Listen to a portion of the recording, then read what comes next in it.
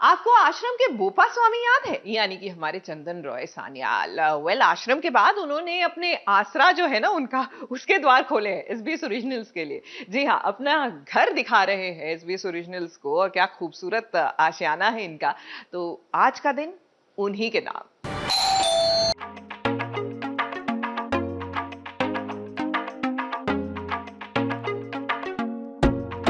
अरे गॉड समझा था मैं आपका, आप तो गार्ड जिला निकले बे हैं?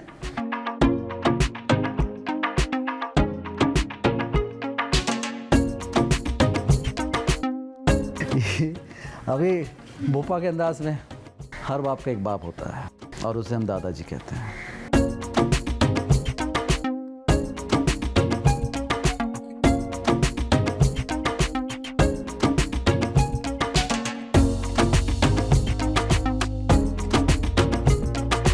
नहीं, पहले तो आप सबको शुक्रिया आने का और खुशामदीद, वेलकम। ये मेरा घर है।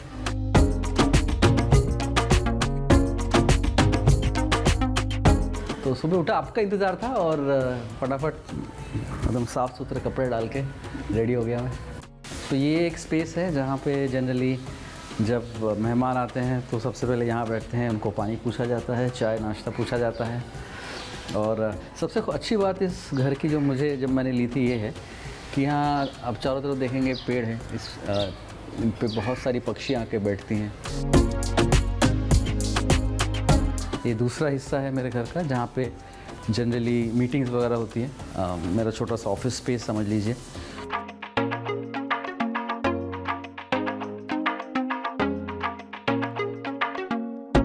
कि मुझे पुरानी चीज़ें बहुत पसंद है, तो जैसे टेबल है, ये सब विंटेज मार्केट, सब पुरानी चीज़ें हैं जो मैं लेके आया हूँ। ऊपर वो जो झूमर है कभी भी सर पे गिर सकता है बच के क्योंकि पुराना है। तो मुझे पुरानी चीज़ों का बड़ा शौक़ है, तो ये सब मैंने खुद कलेक्ट किया है, सारी चीज़ें जो आप देख रहे हैं। तो कई बार लोगों को लगता है कि ओल्ड वर्ल्ड चार्म जो है, जैसे कलकत्ता के घर जिस तरह के होते हैं वैसे ये है जहाँ पे जनरली भोजन किया जाता है जगह पे। It's like a small library for me.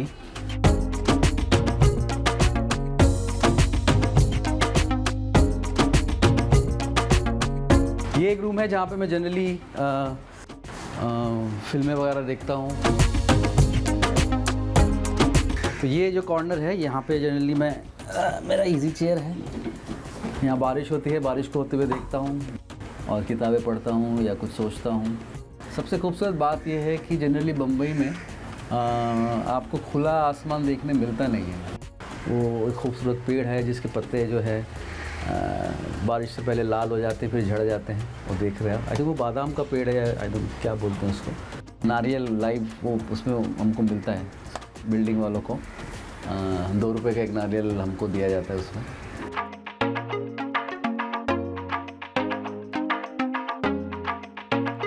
तो ये जितनी आप पोस्टर देख रहे हैं कि कहानी है, ये पोस्टर मैंने 2005 में लंदन से लिया था, कैम्पडन टाउन से। मुझे ये जो बैंड है रेडियोहेड, ये बहुत पसंद है। तो इनके जो मेन सिंगर हैं थॉम यॉर्क, उनको मैं बहुत मानता हूँ एज एन आर्टिस्ट। उसी दुकान से मैंने ये पोस्टर लिया था किल बिल का। और ये मेरी पहली फिल्म है कमीने, अगर आपने देखी होगी। और ये मैं हूँ। ये विशाल भारद्वाज साहब की पहली फिल्म थी, और मतलब मेरे साथ उनकी पहली फिल्म थी, मैंने किया, मुझे काम मिला। उससे पहले उन्होंने ओमकारा, मकबूल, अम्ब्रेला, ब्लू अम्ब्रेला, मकड़ी, इतनी अच्छी अच्छी फिल्में उन्होंने बनाई। उसके बाद मुझे इस फिल्म में उनके साथ काम करने का मौका मिला।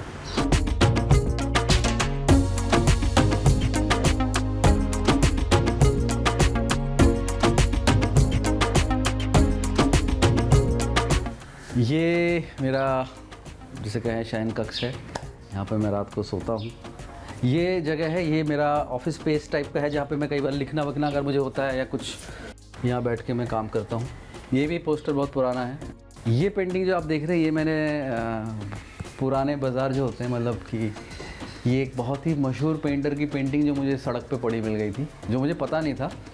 और बाद में मुझे किसी ने इंस्टाग्राम पे बताया कि ये किसी बहुत यूरोप की बहुत बड़ी कोई राजकुमारी थी, उसकी पेंटिंगें बनाई गई थी, किसी डच पेंटर ने ये पेंटिंग बनाई थी। और एक मेरी ये सबसे जो फेवरेट किताब है वो ये है, चैपलिन, उनकी जीवनी, बहुत पुरानी किताब है, खुशबू अच्छी आ रही है। ये जो है ये मेरे दिल का टुकड़ा है। रेडियो मुझे बहुत पसंद है और ये मैं दिन भर विविध भारती सुनता हूँ, ऑल इंडिया रेडियो। कार्यक्रम पल पल दिल के पास।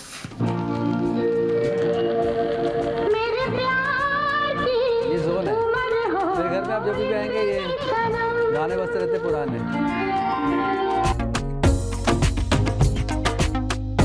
ये एक्चुअली सारे सीडीज़ हैं जो मैंने पहले तो सीडीज़ का ज़माना हुआ करता था, डीवीडी सीडीज़, तो अब तो कोई सुनता नहीं है, तो मुझे लगा ये एक अच्छा कलेक्शन, मैंने अभी भी इसको यहाँ छोड़ रखा है, इसको मुझे कहीं एक अच्छे से कलेक्शन में डालना है। ये मैंने लंदन से ही लिया था, जब उस टाइम पे डीवीडीज़ वगैरह आपको देखना पड़ता था, तो ये फ्रांसिस ट्रूफो की कुछ कलेक्शंस हैं, उनकी फिल्में।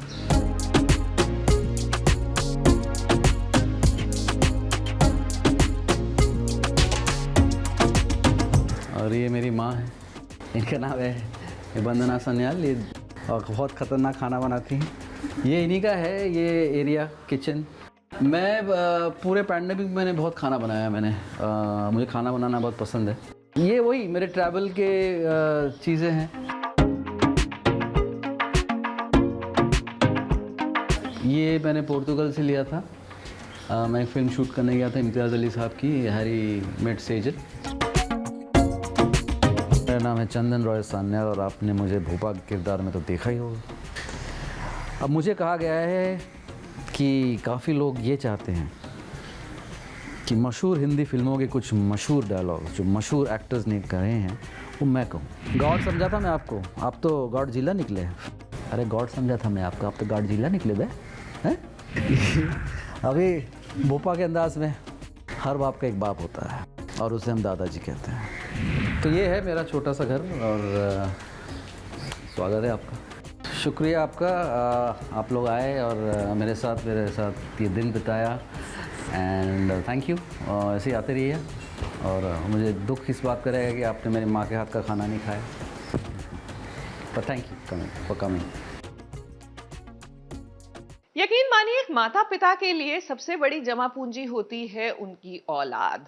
वो अपना पूरा जीवन जो है बच्चों की परवरिश में बिता देते हैं, लेकिन जब बड़े होके यही बच्चे माता पिता की परवरिश पर सवाल उठाते हैं ना, तो ऐसा लगता है कि पूरा जीवन तो व्यर्थ गया। कुछ ऐसा ही हो रहा है अनुपमा के साथ। सीधा सीधा सुनिए, आप सेल्फिश हो, इनसिक्योर हो, घमंडी हो। पैसा और पावर देख के आपका दिमाग हिल गया है मम्मी। आप सेल्फिश ही नहीं, ढोंगी भी हो मम्मी। आप माँ नहीं, माँ के नाम पे कलंक हो, कलंक। बस कर। आप होम मेकर नहीं, होम ब्रेकर। औलाद अगर ऐसी होती है तो भगवान ऐसी औलाद किसी को ना दे। अनुपमा जो एक सच्ची बेटी है, रिश्तों में अनुपमा को हर बार धोखा ही मिला है, लेकिन आज जब वो खुश है, उसे कोई अपना मानता है, तो ये जानकर, ये देखकर ही किसी और को नहीं बल्कि उसकी अपनी खुद की बेटी पाखी को जलन हो रही है। खुद के स्वार्थ के लिए, अपने भले के लिए पाखी ना अपनी माँ को कुछ भी बोल रही है, जो उसके मुंह में आ रहा है ना वो बोलती जा रही है। जब तक आपके पास कुछ नहीं था ना मम्मी, आप परफेक्ट मॉम, परफेक्ट बहू, परफेक्ट सास सब थी, लेकिन कपाड़िया बनते ही आप में घमंड आ गया। और आए भी क्यों ना, इस घर में आपकी एक नहीं चलती थी और वहाँ वो घर आपके बिना नहीं चलता है। यहाँ पापा आपको भाव नहीं देते थे और वहाँ अनुज आपका पल्लू पकड़ के जोरू का गुलाम बन के आपके आगे पीछे घूमते रहते हैं। यहाँ पर आप एक मामूली हाउसवाइफ थी, लेकिन वहाँ पूरे कपाड़िया एम्पायर की आप मालकिन बन गई हैं, तो ऑब्वियसली घमंड तो आएगा ही ना। हद पार करना इसे कहते हैं, जो आज इस सीरियल की बेटी ने कर दी है। फिर माँ को आगे बढ़ता और खुश तो ये देख ही नहीं सकती है क्योंकि पाखी तो केवल अपने बारे में सोचती है ना। आज माँ और बेटी के बीच लंबी लड़ाई हुई है। इस लड़ाई का निष्कर्ष निकालने की बजाय बा ने ही कह दिया कि अनुपमा तुम अब इस घर में कभी नहीं आना। अब अनुपमा को ये तो कतई मंजूर नहीं है। आखिर इस घर में उसका परिवार है, उसके बापूजी हैं। अनुपमा अनुज कपाड़िया, आज से तू इस घर में नहीं आएगी। अब वनराज भी ताव में आ गया है, लेकिन वो ये नहीं जानता है कि आज जिस पाखी ने अपनी माँ का अपमान किया है ना, कल वही पाखी अपने पिता को भी नहीं बख्शेगी। अधिक के प्यार ने और बरखा के दिखावे ने ये पाखी का दिमाग ना खराब कर दिया है। लेकिन अब हम इतना जरूर कहेंगे कि अनुपमा अब अकेली बिल्कुल नहीं है, उसके साथ उसका अनुज खड़ा है ना, जो गिरती हुई अनुपमा को हमेशा सहारा देगा। लेकिन क्या पता ये सहारा कब तक बरकरार रहेगा। ABP news report. अच्छा, फॉर ऑल यू पीपल जिनको लगता है कि फैंस की मेकर्स सुनते ही नहीं है, फैंस चाहे जो भी कहें मेकर्स को तो पड़ी ही नहीं है, ऐसा होता नहीं है। अब देख लीजिए ना, भाग्य लक्ष्मी के चाहने वाले जो चाहते थे ऋषि और लक्ष्मी को करीब आते हुए देखना, तो भैया there is romance in the air.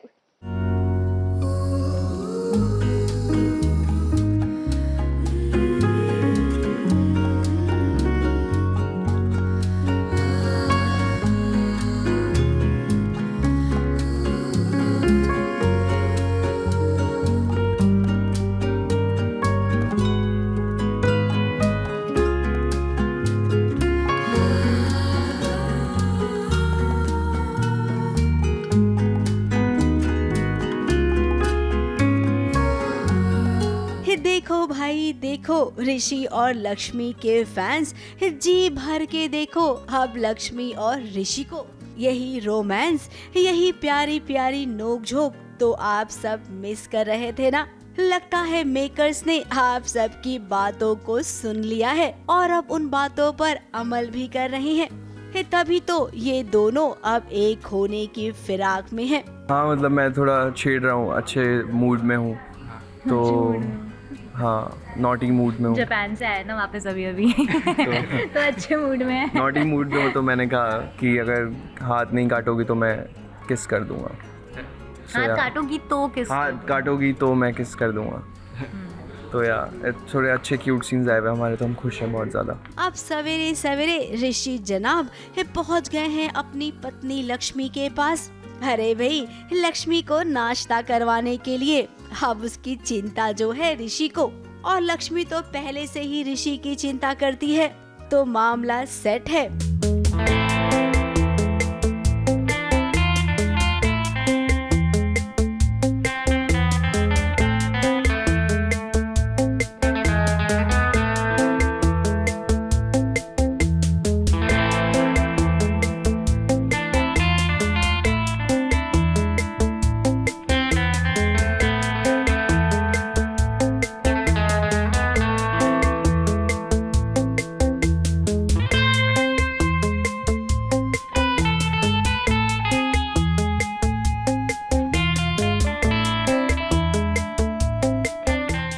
और अब तो ऋषि भी लक्ष्मी की ढाल बनकर खड़ा है। घर में खुशियों का माहौल है, और अगर थोड़ी सी टेंशन होती भी है ना, तो ऋषि देखिए कैसे सब ठीक कर देता है। पर्दे के पीछे का ये नजारा देखिए, जहाँ पर ऋषि लक्ष्मी की सेवा कर रहा है।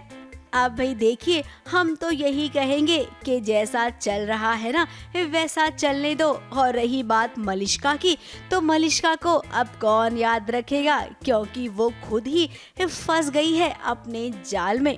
मुंबई से बॉबी मंधानी के साथ एबीपी न्यूज रिपोर्ट।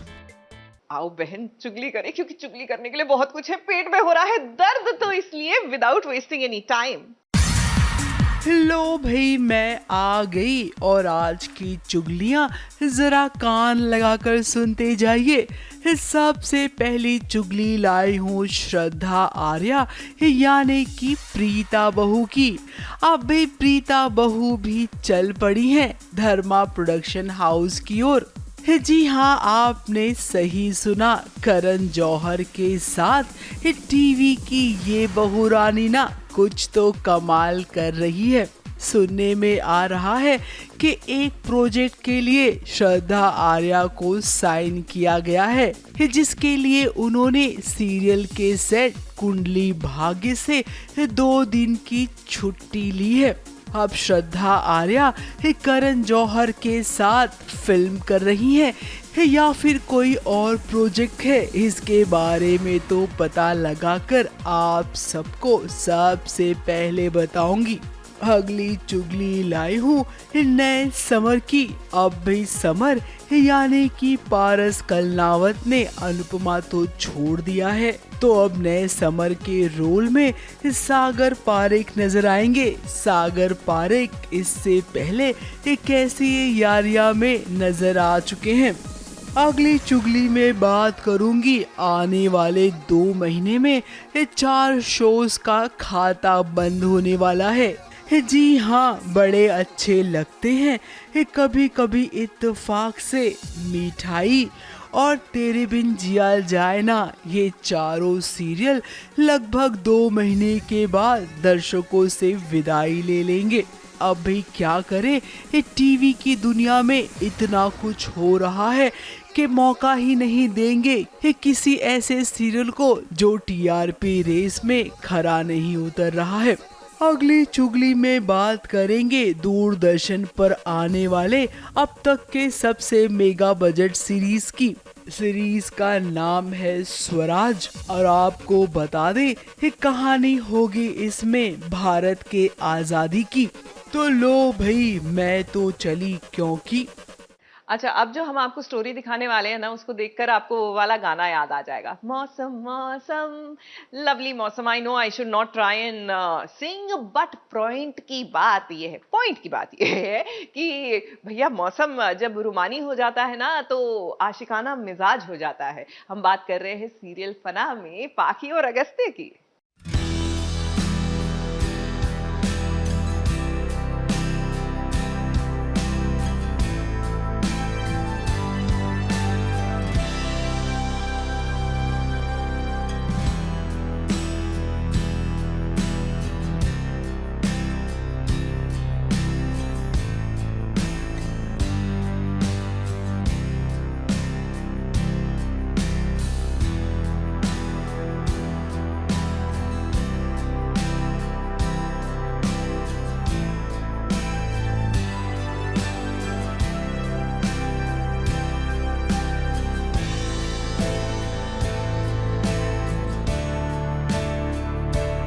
पाखी को दीवानों की तरह चाहता है अगस्त्य। अब उसकी दीवानगी का सबूत मांगने की कोई जरूरत नहीं है क्योंकि हम सब ने ये देखा है कि किस कदर वो पाखी पर जान न्योछावर करता है। अब देखिए, अगस्त्या को चोट लगी है, ये पाखी कोशिश कर रही है उस चोट पर दवा लगाने की, लेकिन जनाब का मूड थोड़ा नहीं बहुत ज्यादा रोमांटिक हो गया है। मुझे बुलेट लगी थी, चोट लगी थी और यहाँ दिल के पास लगी थी, तो ऑब्वियसली मेरे जख्म है यहाँ पे और मुझे ज़रा सा थोड़ा सा दर्द होता है, तो ये हम लोग रूम में आ जाते हैं और ये मुझे ठीक करने की कोशिश कर रही हैं, केयर करने की कोशिश कर रही हैं।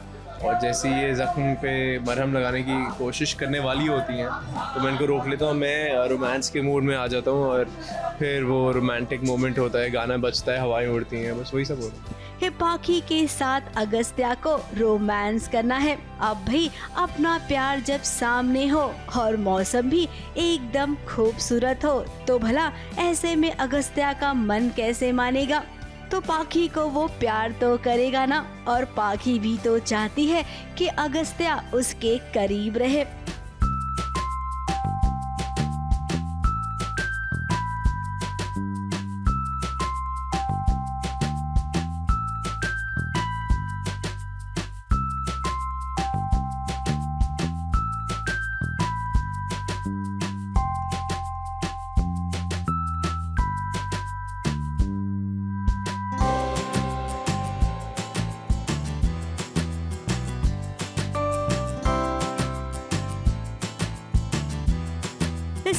कुछ एकदम परफेक्ट चल रहा था, लेकिन फिर न जाने क्यों पाखी को ऐसा लग रहा है कि अभी भी विलन है ना जो मीरा, वो इनके आसपास ही है। एज वी नो दैट काफ़ी टाइम तक जो एक डेली ड्रामा हम कर रहे होते हैं उसमें हम अच्छी चीज़ें हैप्पी फैमिली को नज़र लगाने कोई ना कोई आ ही जाता है। तो आई गेस मीरा आ चुकी हैं उस हैप्पी फैमिली को नज़र लगाने, एंड लेट्स सी कि आगे क्या होता है।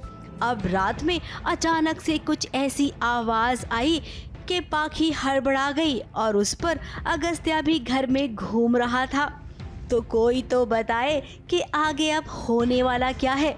कहीं अगस्त्या फिर से तो कोई खेल नहीं खेलेगा, और ये अगस्त्या है भी या नहीं, क्योंकि सीरियल में डबल रोल का ट्रैक जो आ जाएगा, यानी कि पाखी को मीरा के साथ साथ अगस्त्या के हमशक्ल का भी सामना करना पड़ेगा। मुंबई से कैमरामैन सुजीत मिश्रा के साथ एबीपी न्यूज़ रिपोर्ट। देखिए, एक नन्ही सी जान घर में आती नहीं कि घर का पूरा माहौल जो है वो बदल जाता है। रातों की नींद गुम जाती है, दिन का चैन न जाने कहाँ गायब हो जाता है। ऑफ कोर्स उसकी किलकारियों से दिल में खुशी बड़ी मिलती है, लेकिन मानना पड़ेगा जो न्यू पेरेंट्स होते हैं ना, उनकी जो एकदम शेड्यूल बदलता है, पूछे ही मत। तो बस कुछ ऐसा ही होने वाला है प्राची के साथ, ये तो हम जानते ही हैं। इसीलिए कास्ट और क्रू ने पहले ही तय कर लिया कि जितना विला टाइम है ना, उसका सदुपयोग किया जाए। तो सब बैठ के खेल रहे हैं वो बचपन वाला खेल, चिड़िया उड़। देखिए,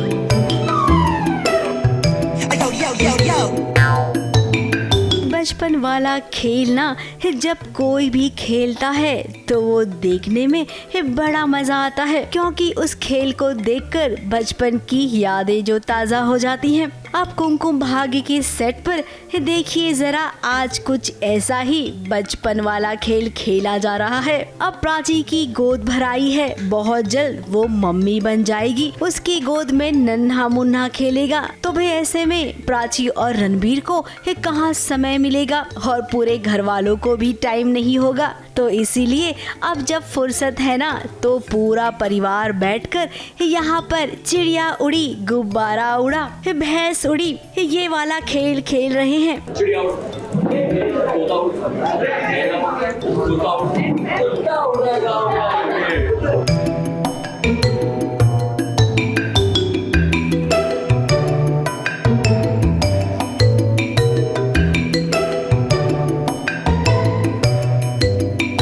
सभी सितारे गोला बनाकर बैठ गए हैं और शुरू हो गया है खेल। और आपको बता दे, जैसा कि इस खेल का नियम है, जो जो पकड़ा जाएगा वो आउट होता जाएगा। तो भाई देखना, बहुत मजा आएगा। अब इस गोद भराई में नाच गाना भी होगा, तो अभी ना उसका सेटअप चल रहा है, इसीलिए सबके पास थोड़ा सा टाइम है, और इस थोड़े से टाइम में ये सभी एकदम मस्त वाला एंजॉय कर रहे हैं।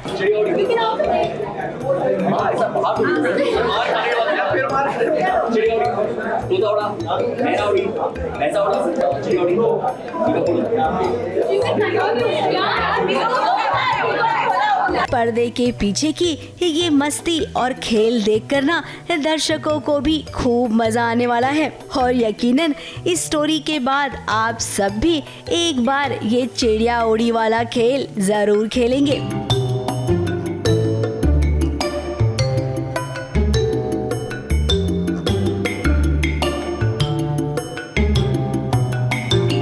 ABP news report. और चलिए आज कुछ राज जाने जाए। किसके? भाई वो जो आ रहे हैं डिस्कवरी प्लस पर लेकर द सीक्रेट्स ऑफ कोहिनूर। हम बात कर रहे हैं मनोज बाजपेयी की, तो इससे पहले कि कोहिनूर के सीक्रेट्स वो हमें बताए, आइए जानते हैं the secrets of Manoj Bajpayee. गुस्सा आने पे 2 ही काम हो सकता है, और मैं तीसरा वाला आदमी नहीं हूँ जो गुस्सा आने के बाद किसी कमरे में चला जाए। ये साल मतलब कितने साल हो गए? मतलब प्राचीन भारत का बना दिया है मुझे। एक्चुअली कोहिनूर का अपना इतिहास क्या है?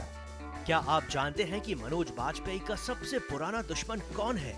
क्या आप ये जानते हैं कि मनोज बाजपेयी अब तक इतने फिट कैसे हैं? क्या आप ये जानते हैं कि जब मनोज बाजपेयी को गुस्सा आता है तब क्या होता है?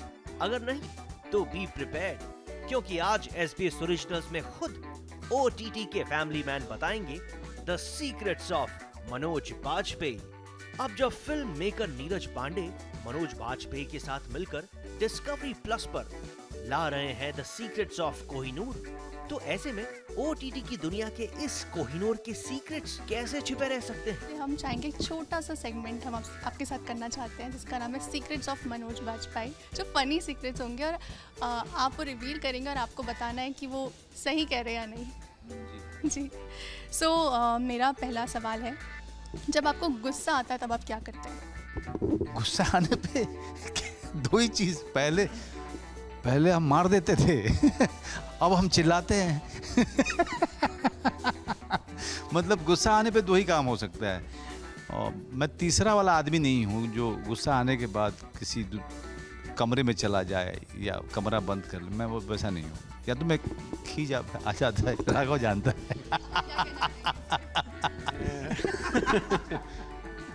गुस्सा बहुत कम देखा है, बट जब भी अगर कुछ सिचुएशन आ रही है तो एक चीज़ बड़ी आती है कि जल्दी करो जल्दी करो। That is good. Neeraj ji और मेरे बीच में कभी उस तरह का कभी बहसबाजी या द्वंद्व रहता नहीं है, क्योंकि हम दोनों ऑलमोस्ट एक टाइप के लोग हैं। लेकिन जैसे किसी अनप्रोफेशनल बिहेवियर पे या किसी ऐसे बिहेवियर पे जो सही नहीं है, कई बार चीज़ें होती हैं, लेकिन वो उतना ही गुस्सा आता है जितना किसी को भी आता होगा। अगला सवाल है कि इतने साल हो गए मनोज जी और आज भी आप वैसे ही दिखते हैं, तो फिटनेस का राज हम जानना चाहेंगे आपसे। इतने साल मतलब कितने साल हो गए? आपने मुझे मतलब प्राचीन भारत का बना दिया है मुझे। नहीं, अब देखिए, thank you very much, and that too when a young lady is giving a compliment, I take it very seriously, but at the end of the day we are actors, and also मुझे fitness को लेकर के बड़ी मेरा passion 6 pack को लेकर नहीं है।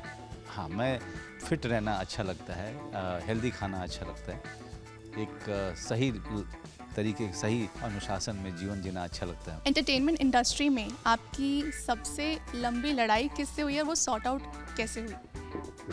ये सीक्रेट मैं कभी नहीं बताऊंगा। ये सीक्रेट तो नीरज जी भी नहीं जानते, जो कि मेरे बहुत करीबी आदमी हैं। वो एक रहस्य है जो अच्छा है ना। लड़ाई मीडिया में थोड़ी लड़ी जाती है। अभी तक का आपका सबसे बड़ा दुख क्या रहा है?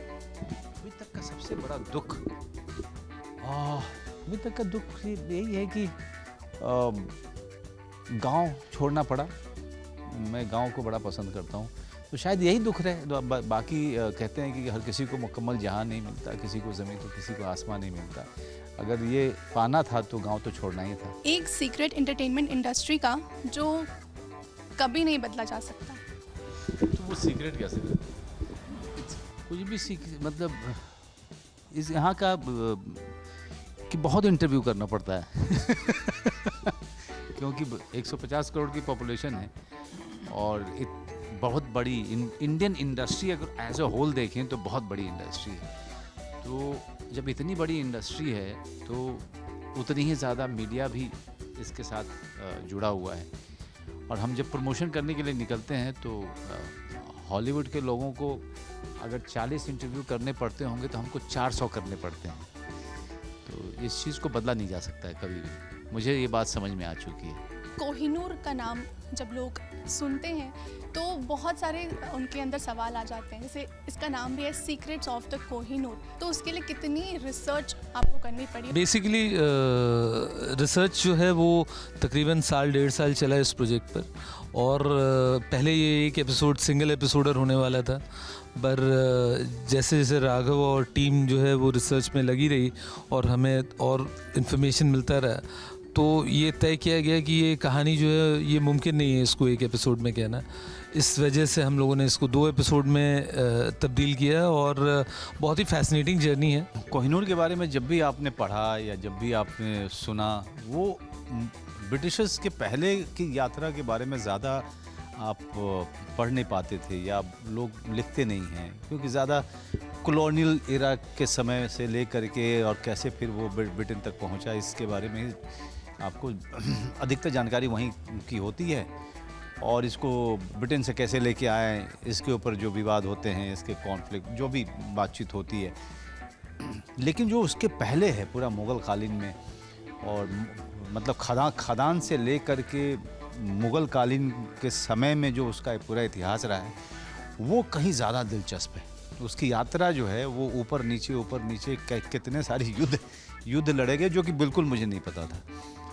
तो हमारे काम का सबसे बढ़िया जो एक एस्पेक्ट है कि जब इस तरह का काम करते हैं तो आपको जो आपका अपना भी ज्ञान बढ़ता है, क्योंकि आपको भी पता चलता है, क्योंकि रिसर्च टीम ने इतना काम किया होता है। जो इनकी 1.5 साल की मेहनत है, ये करीब 70 पेज में ये लोग हमारे सामने दे देते हैं। हमारे लिए तो ईजी है, सिर्फ हमको पढ़ना है। आप ऑडियंस तक एक बहुत ही कॉम्प्लेक्स हिस्ट्री के एक हिस्से को लेके जा रहे हैं, तो हमारी जिम्मेदारी होती है कि आप इस तरह से करें उसको, ताकि वो सारे उम्र के लोगों को वो बात समझ में आए और इंटरेस्टिंग तरीके से समझ में आए, वो उसे बंद करके भजिया खाने ना चले जाएं। तो हमारी कोशिश रहती है कि हम उनको अपने कुर्सी से उठने नहीं दें, और बहुत ही इंटरेस्टिंग ढंग से, एक्साइटिंग तरीके से, इंट्रीगिंग तरीके से उसको लोगों के सामने पेश करें। मुंबई से सुरभिरन सिंह के साथ एबीपी न्यूज रिपोर्ट।